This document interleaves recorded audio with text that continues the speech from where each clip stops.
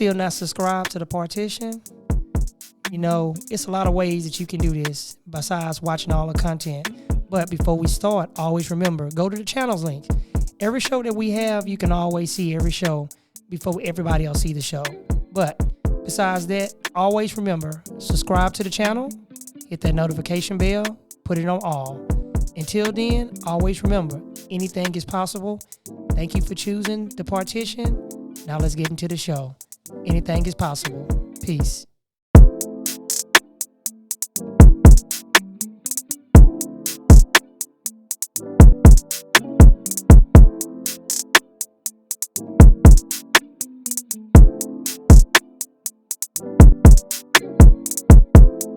Billboard music producer.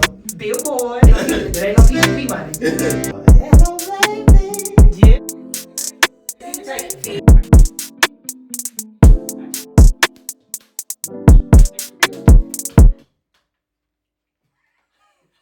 Hold on, wait. I want to laugh.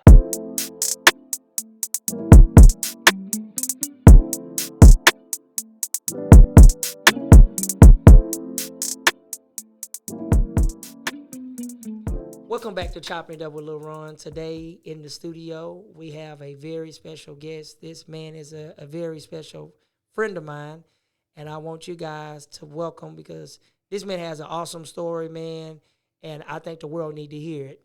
You need to welcome the one and only Mr. Vaughn Monroe. How you doing, Vaughn? I'm doing good, Ron. How you doing this morning? I'm doing wonderful, man. I was dying to actually get you on the show, man, because you not only are a friend of mine, you are a very special person that God actually brought into my life personally. And we both have grown a good relationship over the years. Now, for all of my fans that don't know you and the ones that are going to know you, can you give them like a little background of who you are, and we'll go from there? Well, I was born in Orlando, Florida, and I moved to Texas in the late 70s. I've been out here ever since, and not being the type of person who enjoyed working for people, having a boss, I found myself in the drug game on a large scale, and eventually ended up incarcerated in federal prison for a couple of decades. And Whoa. So, yeah, over 20 years. 20 years. Yeah, that was, it took a lot to come out of prison and not be infested, with the prison. A lot of people see me now, they just say they couldn't believe I've ever been to incarcerated. And, incarceration looks good on some people. It doesn't look good on me. So. Yep, because a lot of people like going back and forth to prison, and some don't even make the 20 years. Absolutely right. In the business I was in, you either ended up incarcerated or dead. Very few people survive in the long run. I'm one of the few. But I have God to thank for all of that. Okay. Well, we got so much stuff that we're going to talk about. First thing I want to talk about is how did you get yourself through the prison system to get yourself out to wanting to become the entrepreneur that you are now? Like, what sparked you to make you feel like, hey, this is, I want to come out, I want to do something different, I want to change my life? Man, that's a deep one. It all started with my mother passing away while I was incarcerated, my father passing away, children don't come see me, divorce, all of those things. And friends, so-called friends, I just started seeing people fall off. And I said, man, this is not a life for anybody. And so I started from a very early stage in my incarceration, vowing not to ever come back to prison. And what was that going to take? One of the things is what I mentioned on earlier, never let that prison affect you. I was able to block out the people around me every day. I didn't get involved in gangs. I tried to stay in school and get an education the best I could. And just every day it was counting the clock until I finally would go home. A lot of people have given up the day they walked through the door. And so I didn't, but I never wanted to be like I was before. I sat down one day and took a good, hard look at myself and realized what a horrible person I was when I was out to my wife and my children, my parents.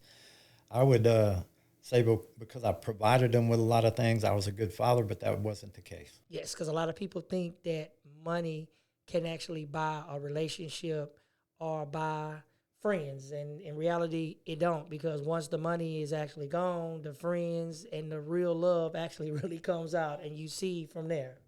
You're exactly right. And so I never let myself forget that. And I said, I never want to be a part of that again. And so I had never been much of a religious person. I went to church when I was a kid, a small Baptist church. And but, you know, I was drugged down there by my parents and my sisters. Never paid much attention to it. But I always believed in Jesus and God, or so I told myself.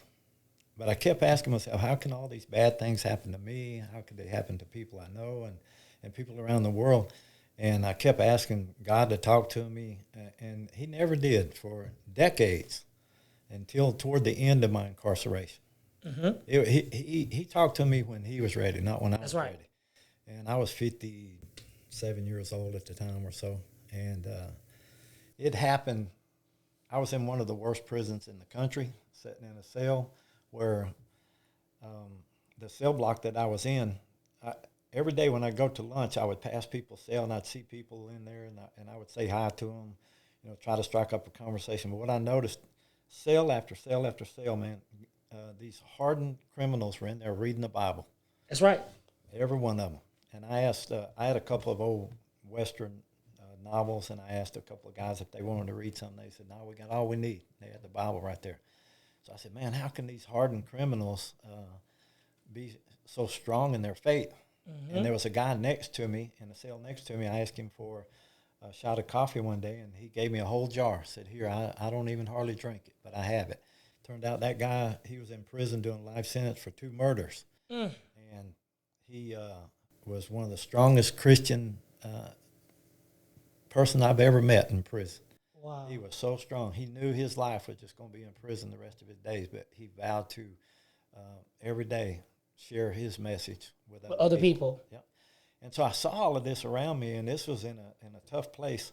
And so I started reading the Bible again. I said, you know what, I got all this time. I'll read it cover to cover. I'd read it before and never paid attention to it. And so I started reading it cover to cover, and I was doing a little daily devotional every morning. And the one night I got on my knees and I said my prayer, and that night I prayed for peace in my heart. I said, when I go home, I don't want to be angry at nobody ever again. As long as I have peace, people with peace in their hearts going to come around me. And I'm not going to be around all that foolishness. So I prayed for that night, and then I laid up in the bed and I thought about a story a guy had told me at another prison. He told me that when an eagle is about ready to die, it'll fly higher up into the mountains, and it'll nest, and its claws will fall off, his skin falls off, his feathers fall off, his eyes coat over, and then like a miracle, he gets new skin, new claws, new feathers, and his eyes are bright again, and he flies off and lives another 50 years. He was telling me that story, saying that's how it is when you become a Christian. You get a new skin. And so I was laying in my bed thinking about that story that night after I say my prayer asking for peace. And then the next morning I got up to do my daily devotional, and I went through the scriptures that it was leading me to, but there was one part of this devotional that you're supposed to do with other people. And normally I skipped over it, but this particular day I said, man, I'm going to go ahead and read it anyway. So the scripture that it read to me, or sent me to, I went and read them. I'm going to read them to you real quick. Okay, you good. One of them sent me to this scripture. It says, he fills my life with good things so that I stay young and strong like an eagle. Wow. And less than 12 hours earlier, I was thinking about this story the guy told me about the eagle. And then here it was. It's not coincidence. It's God talking to me. Then the other scripture it sent me to says that my bitterness will turn into peace. Wow, that's deep. It's deep, man. And that will shocked and blow your mind to, well, he leads you to the actual word, and it's like pinpoint, like right on. And like you said, it may not come when you want, but it come right on time. So then you actually get out. So once you get out and you get home, the next venture that you basically base yourself in and actually do was what when you first came back home? Well, it wasn't easy. Okay. I felt like God had talked to me that night, and I broke down and cried after that because He finally spoke to me. So I vowed to never let Him down. And so I come home, and man, I ran into people I knew from the drug game after 2 decades. I ran into them, and some of them tried to get me back into the game, but I wouldn't allow it. That's right. I just got away from them. I would say hi and be respectful, but I wouldn't trade phone numbers with them or anything like that. And it was rough. I had nobody after all that time. Wow. I had an ex-wife that she would help when she could, but she works and needs to support our children. So I was, at the time, I was going through a lot of illness that almost took my life. I was so far gone. And I would walk everywhere I go with a backpack. I'd ride the Metro bus, and it was tough. I was donating plasma twice a week just to pay my bills, a little old rent at a halfway house. And so it was rough, but as bad as it got, I never forgot that God's going to take care of me. Never lose faith. Yeah, never lost faith, and I hung in there. I found myself down at a mental health place down here in Houston. Okay. And told him that I was, needed to talk to somebody. And it helped a lot because that's all I wanted to do. I didn't want to take medication or anything like that, but I talked to someone, and they kind of helped me see where my problems originated. And so once I was able to find out where they originated and what the problem was, I was able to fix it. Okay. And so slowly going through all of this transformation, I started getting further gone with my health. I got to the point where I tried to work one day and I almost fell out at work. Ended up in the emergency room that night, and it's like one thing after another hit me. Diabetes hit me, almost in a coma with that. Rheumatoid arthritis, liver disease. It all hit me within a 12-month period. God. But I never gave up, man. And so I worked myself through just getting to the hospitals every day without asking for too much help.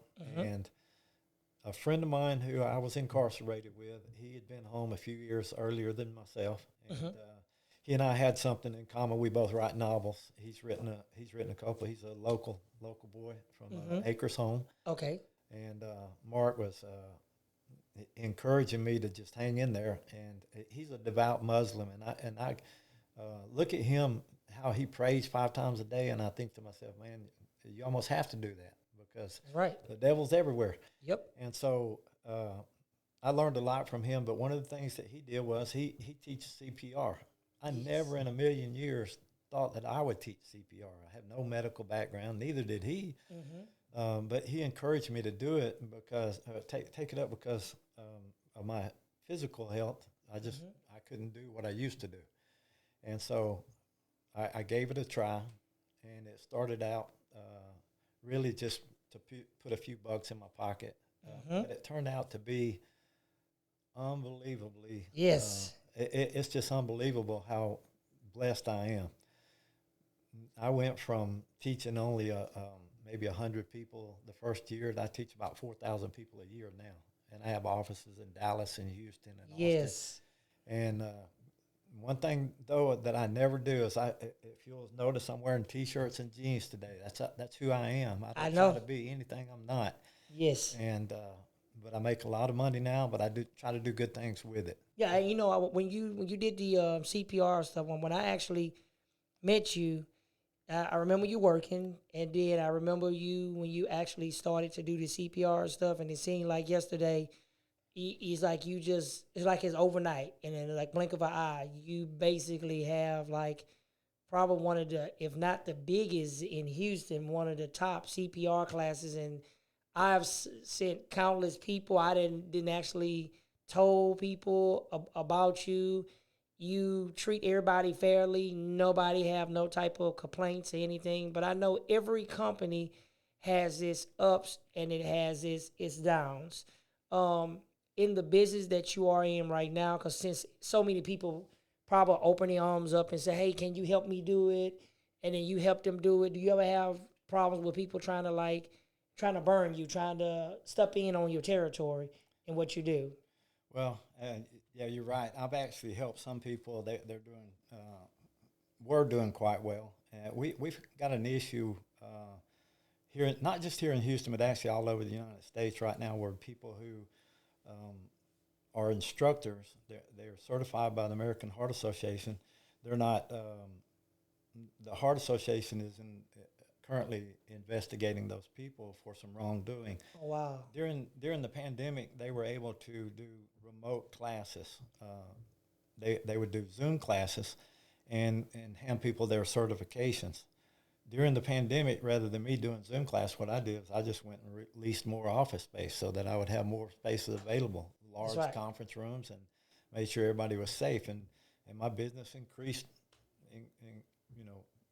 during the pandemic when everybody else was falling off. But those people who were doing the Zoom classes, what they've done is they've continued it, even though it's been discontinued. They've continued it, and they're posting. They found that they can post these classes without actually having a location. Wow. So basically, like a loophole in the system. Because I think about when I sat in the class with you, me and Chazelle Bush, when we actually watch you do a class. My thing is actually important to be exact. I don't see how somebody can do a Zoom when you physically got to be able to touch that mannequin and to see you press that thing down. I don't understand how can they actually do that, and they don't actually they're not physically there. I don't see it's possible it to be done like that. You can't. I mean, you just can't do it. And they're getting away with it now, but it's not going to last long. They're being investigated currently, and the Heart Association is trying to make a change where people can't post all these classes in imaginary locations, and that's another thing. They post 100,000 classes in the Houston area when it's not physically possible to attend 2,000 classes a day. But what that does is it floods it. When people go search for classes in their area, all they see is those people's names. They don't see myself or other instructors. Like spam. Right. Golly, yes. People do that. I don't know why they actually do stuff like that. Criminal at heart, man. That's all there is to it. They're straight out criminals. They just want free money. They want to work for it. I work hard for my money. I know you do. Trust me. 7 days a week. I took my first vacation in January in 5 years. So wow. And you know another thing that people don't know about you, not to change the subject, you're a book writer. I remember you, the Hobo Pete and the Ghost Train, the kid story. Yep. that you told me about. Now, did you ever do the follow-up to this particular book yet? That's the first in a 6-book series. The other 5 books are written. I've been so busy focusing on my health and getting myself straight. I'm happy to say next year I'm going to sit down and have all the other 5 published. Okay. They're ready to go. We just need to do some editing. All right. But yeah, it's turned out to be a pretty good. Do you have a good editor? I'm working with a publisher out of Boston on that one, but I know a publisher here in Houston. Her name is Valencia Lee. She's a good publisher. She published some books for some people, and she does that 24/7. That's all she actually does. I'll try to get you her information where you can actually check it out as well. Well, I'd certainly like to meet her, someone local. That's what I'd like to do. I want to do everything local. Like I said before, I'm from Orlando, but Houston's my home since the 70s, and I would like to be involved with the community, and anything I can do for Houston, that's what I want to do. Okay. About the hometown. Okay, well, now we come to the segment which is called Leon's Top 5. Leon was a cousin of mine that actually got killed by an 18-wheeler last year. So what we do is I dedicate this segment to him. What would be your top 5 artists? They can be gospel, they can be rap, they can be R&B, they can be jazz, they can be blues, they can be country, whatever you want. Who will be the top 5 that'll be in Vaughn's list? Oh, my goodness. Top 5, I probably got a top 50. I'm an old school guy. A lot of people be surprised at my playlist. Okay. But I'm old school R&B. Aretha Franklin's my favorite. Okay.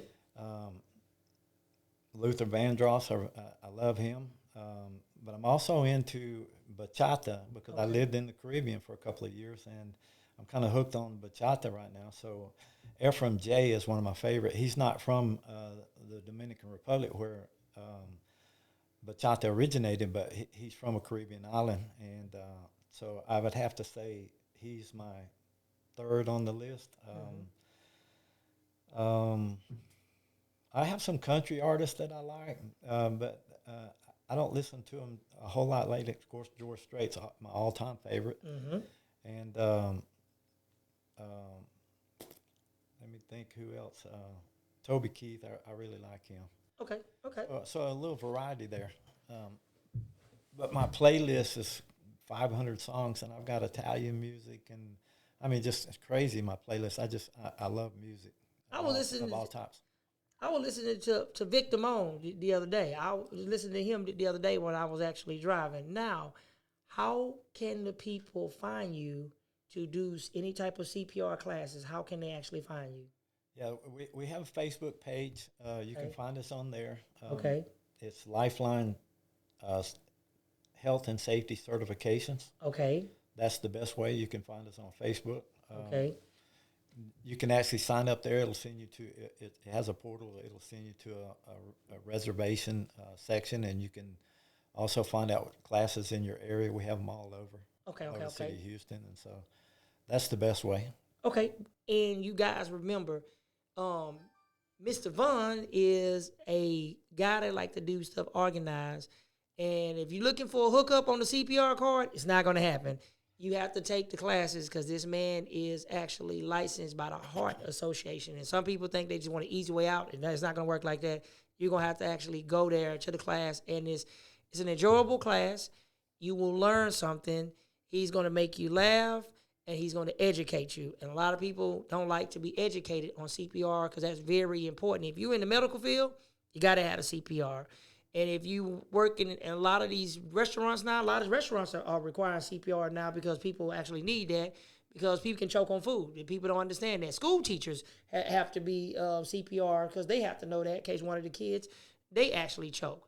But you guys, Mr. Vaughn will be back. I actually enjoyed you, and I will bring you back on another future episode. Always remember, until next time, anything is possible. Thank you guys for choosing Chopping Up with Lil Ron. Until next time, we out. Peace.